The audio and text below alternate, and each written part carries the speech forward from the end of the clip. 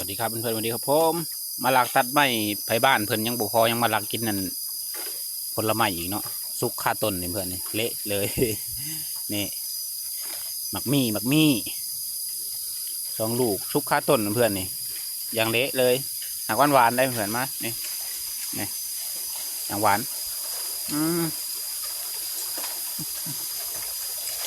หวานฉ่ำ2 ลูกสุกคาต้นจกปัดกิโล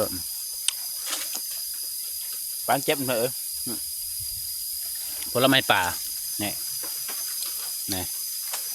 ภายในเคยกินนี่หลักไม่ใช่บ้านเพิ่นพอหลักกินผลไม้เพิ่นอีกนี่ไม่ใช่บ้านทับลงมาปีนก็ไผ่ยุจักตายเพื่อไอ้นี่แต่หลายเติบเลยเลือกเอาแต่บังงามๆรับงามๆนั่นเพื่อนเนาะบางร้านเห็นบางร้านเอาประมาณจาก60 70 80พอตัดพอจังเอารถมาแก่นั่นเพื่อนเนาะ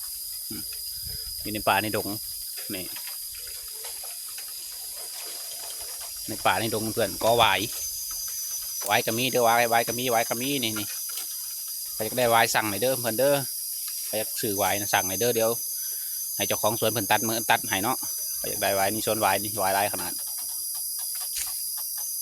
โอเคครับผมไปเจอกันคลิปหน้าครับเพื่อนคลิปนี้สวัสดีครับ